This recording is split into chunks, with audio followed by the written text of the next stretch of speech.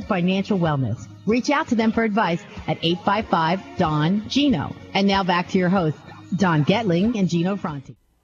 Happy Saturday again from Don Getling and Steve Korn today. That's right, Steve Korn, owner of NEWHALL Escrow. Decades and decades of experience, one of the most knowledgeable people I know in the industry, bar none, definitely in escrow. If you're ever looking to refinance, sell your own home, just need good advice, Steve Korn is the man. Welcome to the show again, buddy. Good morning, Santa Cruz Valley. Thanks, Don. Glad to be here Saturday morning. Love to be talking with you all and sharing some great information. Yeah, try to stay cool, huh? Yeah, good luck. Good luck, yeah. Come on, AC, man. Bring it on. So we really appreciate you joining our show every Saturday, 9 a.m. to 10 a.m. Plus, you can find out more at donandgino.com, DONANDGINO. Believe it or not, you can click on the YouTube channel. There's literally over 1,600 YouTube videos now with interviews with great people like Steve Korn, some of the best professionals around the nation. We have the National Real Estate Cafe, which is a daily video blog. You can get that by texting NREC to the number 58885. So really at the top, put 58885, and the message will be NREC. And you get a 2 to 3 minute update of what's really happening in the markets today. And it's imperative because the media, gosh, they strive on negativity. Bad information. And then I just saw a report, Steve. You'll love this because I know you pay attention to what's really happening. You dive in, you do your homework, you study, and that's why I go to you about what's really happening because the media likes to spin things. I just saw, I'm trying to think of her name, Diane. Anyways, she basically pushed out that home ownership is a bad idea. How about that? Don't buy now because we're going into recession. Now, she did this to gather your ears and your eyes because we went through a really rough time for a while there.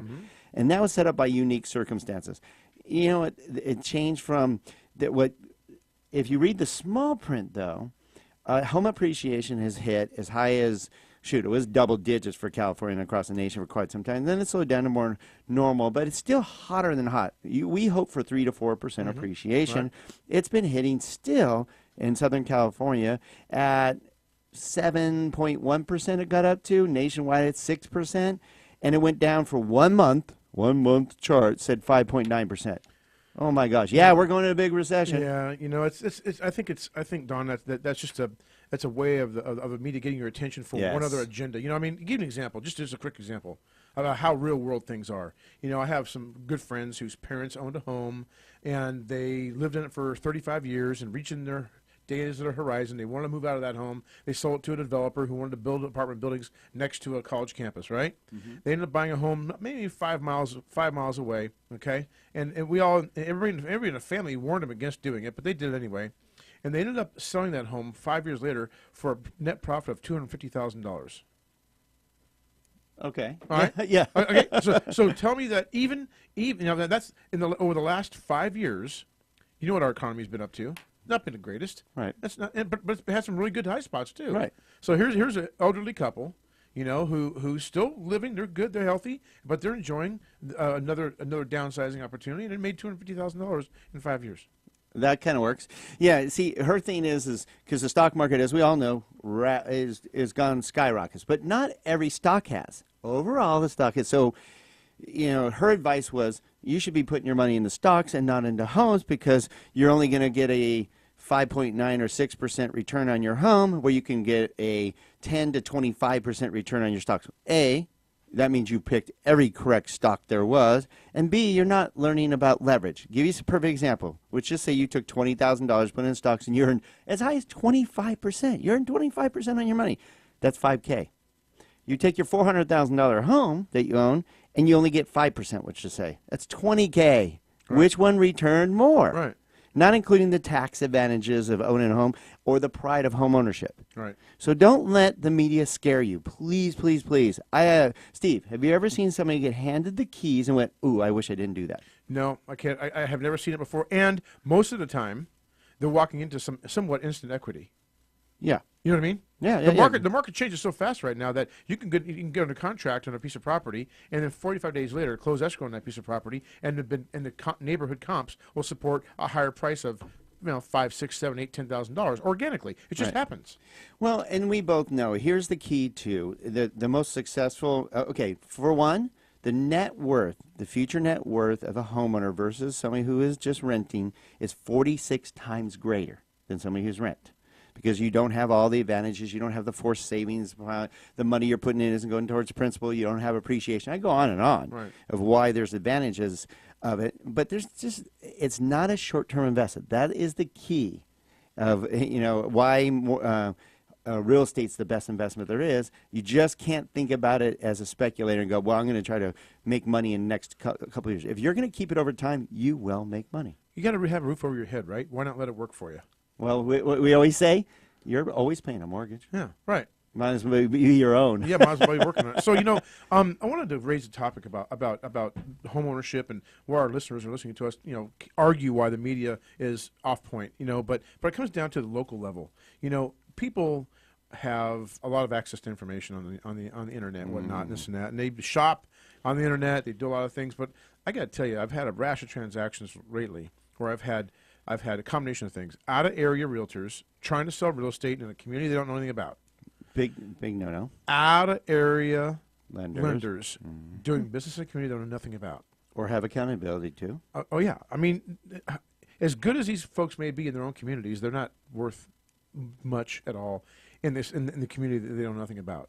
I got to tell you, especially in a tight market. Yeah, and I've seen it all. It's a member of somebody in the family members. It's been my aunts, uncles, my uncle's cousin is a realtor in Temecula trying to sell a piece of property in Santa Cruz Valley. Doesn't work very well because but they're going to get a discount. Yeah, well, they're going to get what they pay for, that's for sure. And it's going to cause a problem in that family's relationship. I can almost guarantee it. Yeah, that is a thing to be careful of. Yeah. So I'm just telling you, listeners, do yourselves a favor. Shop local. Be informed. As many reasons for it other than the obvious. If you want to end up at the kitchen table and not be a fan of that person anymore, why don't you do some business with them? There you go. Yeah, no doubt.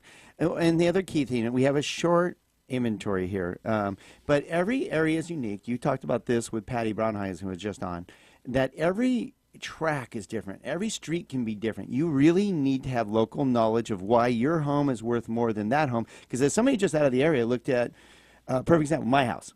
You go literally 10 feet on one side of the gate versus 10 feet on the other.